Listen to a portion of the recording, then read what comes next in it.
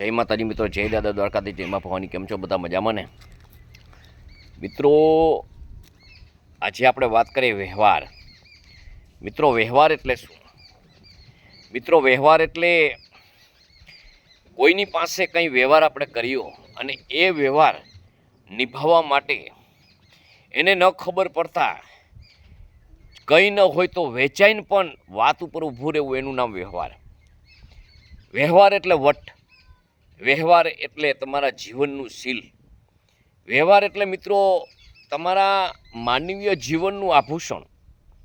મિત્રો, વ્યવહાર એટલે સર્વત્ર જગ્યાએ તમે કોઈ પણ જગ્યાએ વટથી ફરી હગો એવું વચન. મિત્રો, વ્યવહાર એટલે તમારા ભાવિ પેઢીનું ઘડતર. વ્યવહાર એટલે તમારી ભાવિ પેઢીના કાયમી માટેના કોઈ પણ મુશ્કેલીમાં ગમે ત્યાં જાઓ ત્યાં સમસ્યાનો ઉકેલ. એટલે મિત્રો, વ્યવહાર છે ને એ તો માણા કે મૂછનો તાજ છે.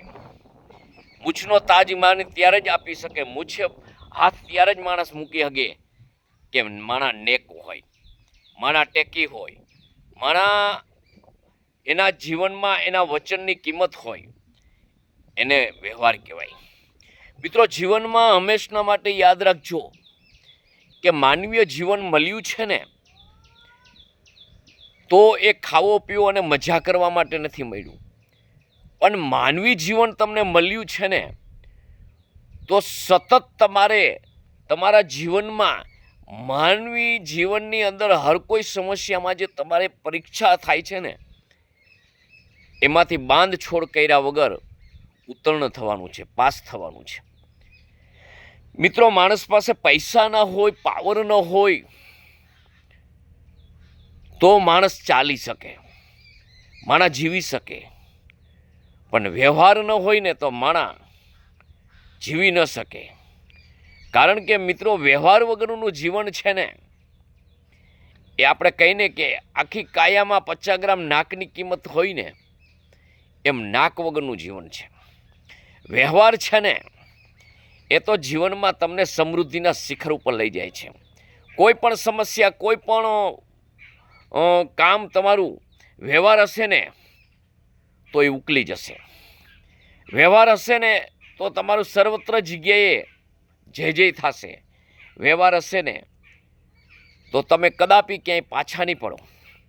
પણ મિત્રો, તમારો જો વ્યવહાર ડૂલી ગયો ને અને તમારા ઘરમાં જો પૈસા હશે ને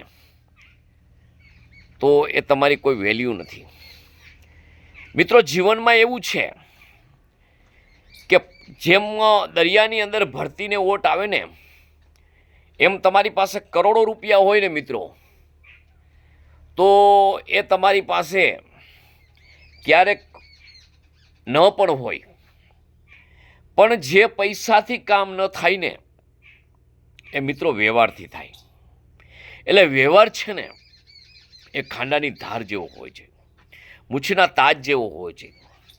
અને વ્યવહાર મિત્રો જ્યાં તૂટે ને, આજ દાખલા તરીકે મેં વ્યવહાર તોડ્યો ને એટલે એનો ધક્કો મારી પેઢીને પણ લાગે. બજારમાં પ્રચલિત થઈ જાય, બજારમાં નામ કંડારાઈ જાય કે આ ફલાણા ભાઈ છે, આ ફલાણા ભાઈનો દીકરો છે, આ ફલાણા ભાઈનો પોતરો છે. કોઈ ઉપવા ન દે. અને વ્યવહાર તમારો હોય ને તો સામેથી ઓળખાણ નીકળે. તમે કોઈ એવી મુશ્કેલીમાં હોય, તમને ખબર ન હોય કે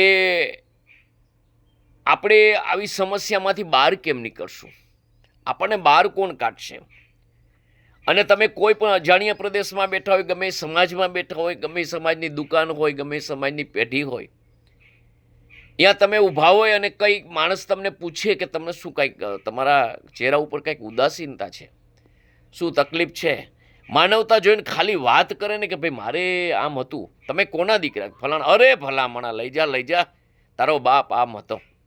આનું નામ વ્યવહાર.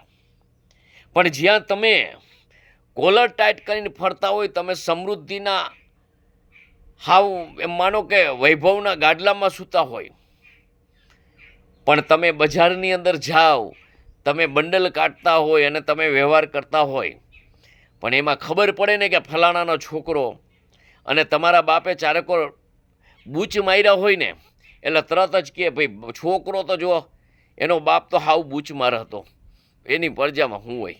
એટલે કહેવાનો તાત્પર્ય એક જ છે કે તમારો વ્યવહાર હશે પણ વૈભવ નહીં હોય ને તો તમે ટકી શકશો, પણ તમારામાં વૈભવ હશે અને વ્યવહાર નહીં હોય ને તો એ તમારે આવનાર પેઢીમાં પણ એ જે તમારો વૈભવ ખૂટશે ને ત્યારે તમે ક્યાંય ટકી નહીં શકો.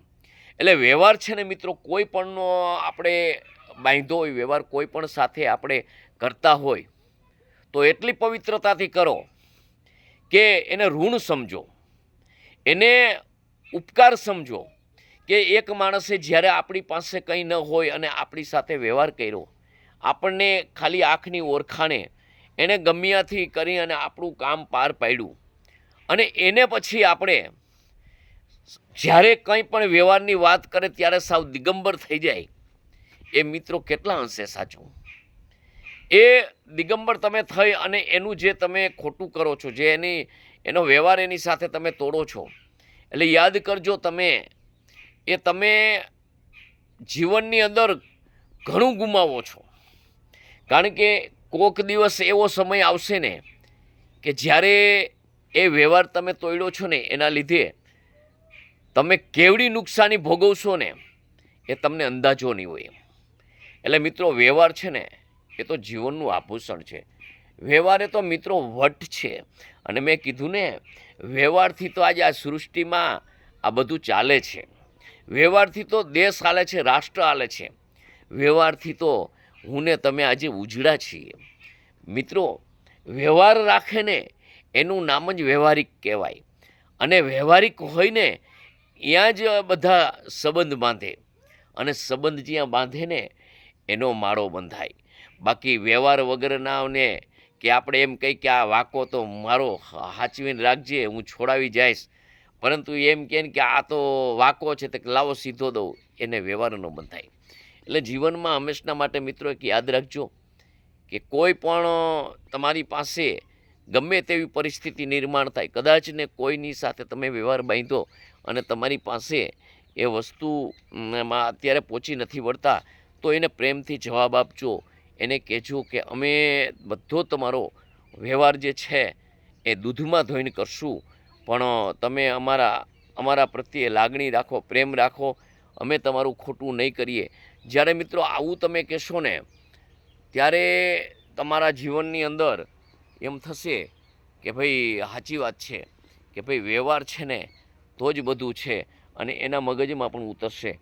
એટલે જીવનની અંદર હંમેશના માટે કોઈ દિવસ ખોટું ન કરવું, ખોટું થવા દેવું નહીં, ખોટું સહન ન કરવું. અને કોઈ પણ તમને ગમે એવી મુશ્કેલીમાં તમારો વ્યવહાર સાચવી અને તમને તમારા સીલ સલામત રાખી તમારી આબરૂ જેને સાચવી હોય ને એનું આબરૂ સાચવજો, એનું નામ જ વ્યવહાર.